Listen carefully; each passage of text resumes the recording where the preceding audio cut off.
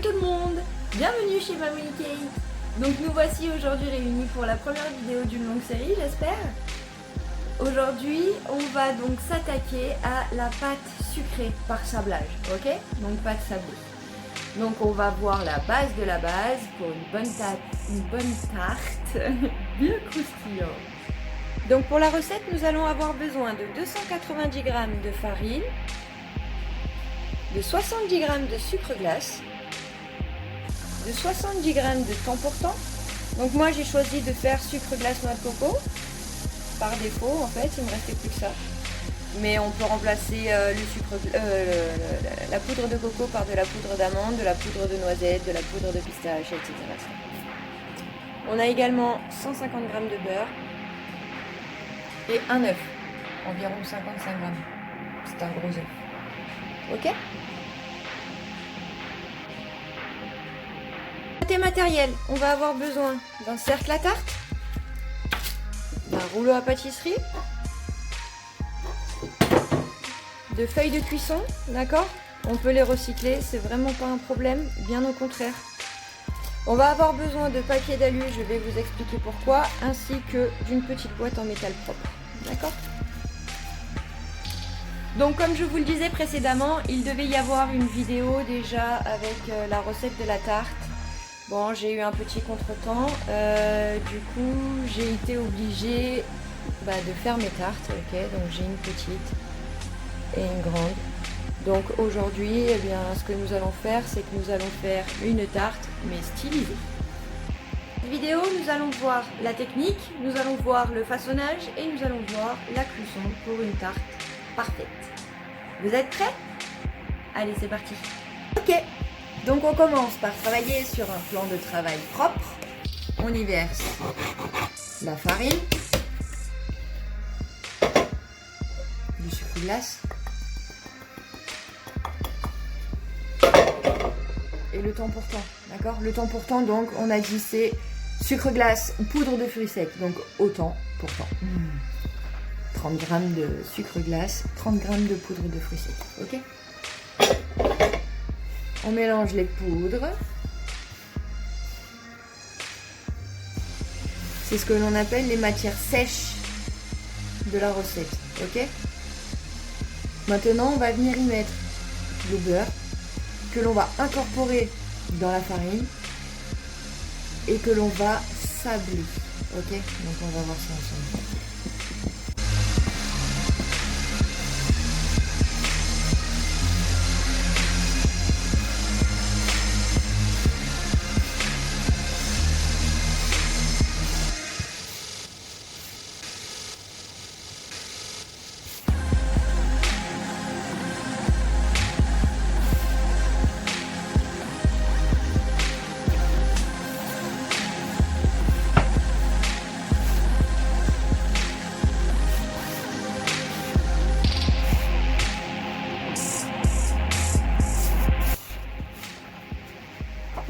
Ok, maintenant que notre pâte ressemble grossièrement à du sable, on va pouvoir mettre l'œuf dedans pour pouvoir attaquer la phase de phrasage. La phase de phrasage, c'est la phase d'élimination des bouts de beurre qui seraient restés, d'accord? C'est pour homogénéiser la pâte. Ce qui va nous permettre après d'avoir une bonne pâte sucrée par sablage pour faire une merveilleuse tarte.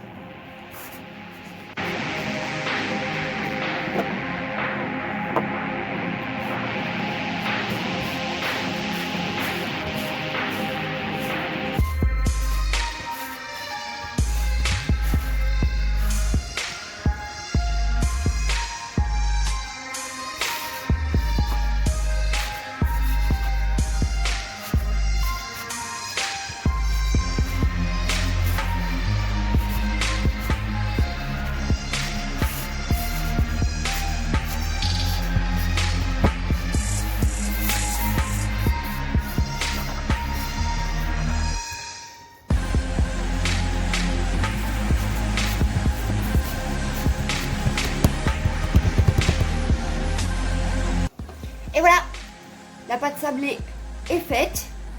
Maintenant, je vais nettoyer mon plan de travail. Je vais laisser ma petite pâte reposer au froid. Et quand elle sera bien froide, on se retrouve pour le fonçage. À tout à l'heure. Alors, petit point pratique sur la cuisson de la tarte.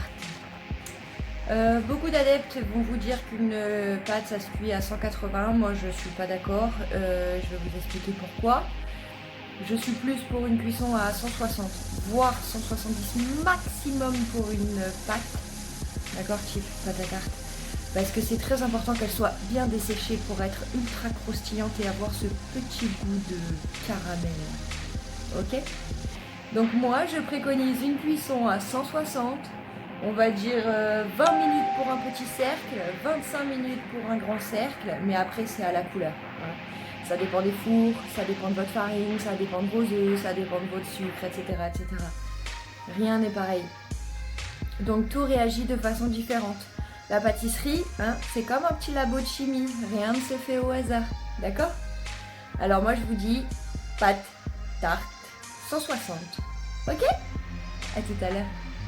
Et voilà, la pâte est bien fraîche, on va pouvoir l'étaler. Alors, il vaut mieux quand on l'étaler entre 2 feuilles de papier cuisson. Ok, comme ça on évite de rajouter de la farine, de la matière sèche qui pourrait dessécher la pâte, faire qu'elle soit plus cassante, etc., etc. Donc, 2 papiers de cuisson et c'est parti. Alors, logique aussi. Pour une tarte ronde, on va commencer avec une pâte à tarte ronde. Hein, donc, bien rond.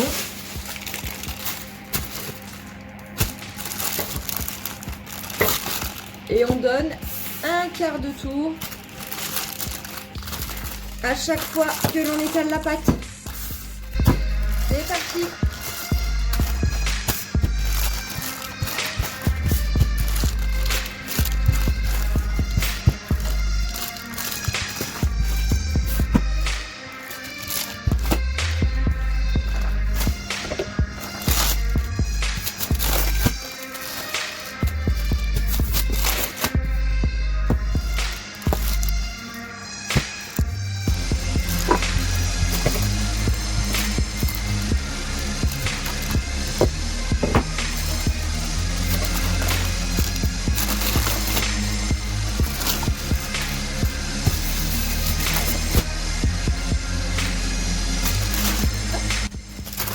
Le fond de tarte est abaissé. On va pouvoir venir maintenant le détailler. Alors, comme je vous ai dit plus tôt, on va voir les 2 techniques, ok? Donc je vais commencer par la technique traditionnelle qui consiste à venir recouvrir le cercle de pâte et à le foncer. Ensuite, nous allons découper en son centre le petit rond du diamètre de la boîte en aluminium. Ok. On va recouvrir la boîte en aluminium de papier d'aluminium pour que ce soit plus hygiénique, même si la boîte est propre. Hein. Et quand ça se sera fait, on va étaler à côté une petite bande de pâte de l'épaisseur du cercle à tarte que nous allons venir recouvrir sur le bord de la boîte en métal. Ok. Ce qui fait qu'en fait, nous allons avoir une tarte donnette.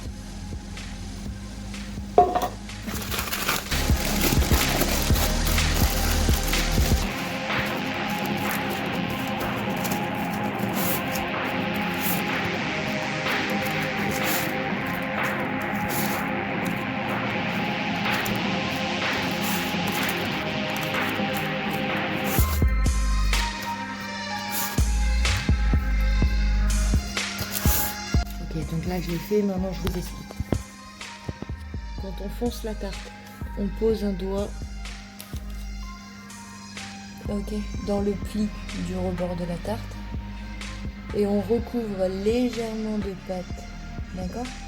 Ensuite tout ça, on va l'enlever, puis nous allons redresser les bords de la pâte, d'accord?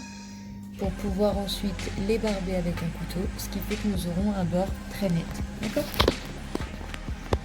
Voilà. Donc on a fait notre pli du fond. Maintenant on va enlever le surplus.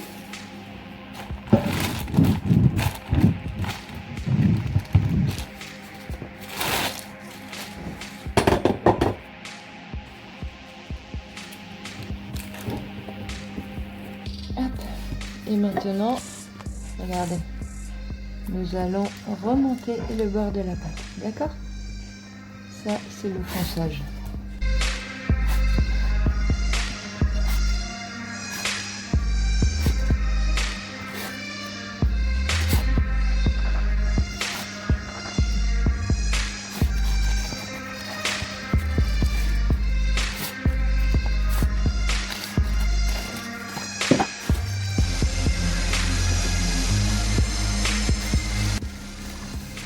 La lame du couteau pour rébarber la tarte, d'accord? Je prends le côté épais, d'accord? La tranche du couteau.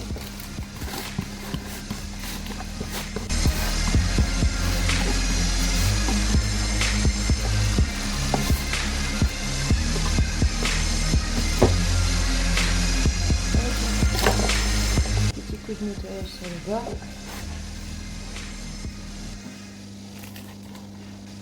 D'accord?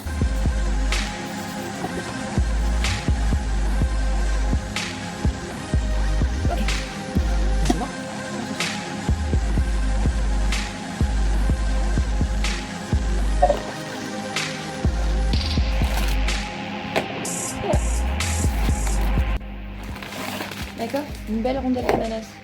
Et donc, on va venir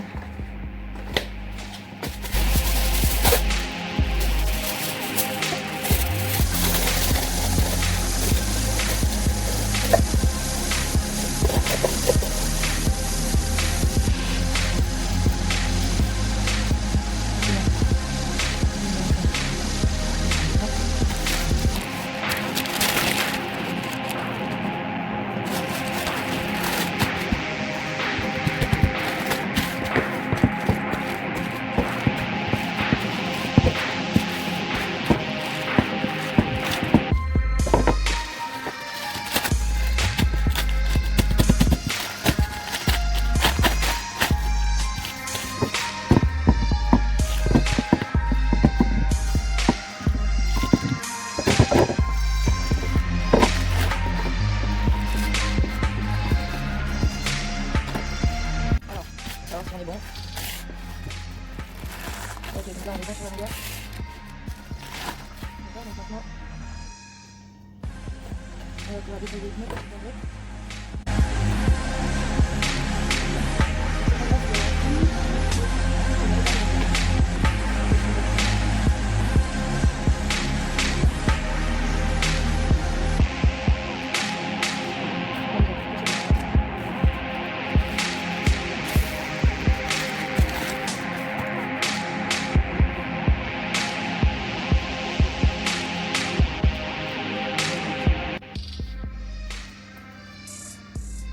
En déroulant tout simplement notre petit boudin de pâte.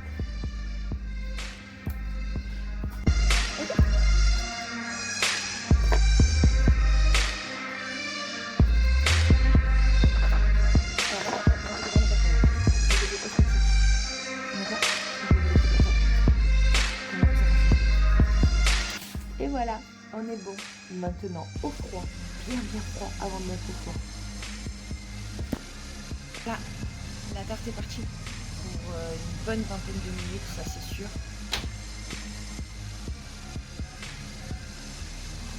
Vers la fin de la cuisson, on peut d'ores et déjà retirer le cercle.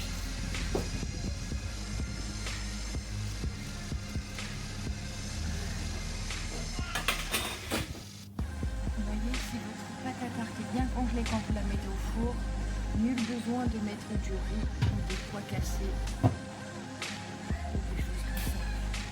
La pâte tient toute seule. Et à tout à l'heure, c'est bientôt fini. Et voilà, résultat après cuisson.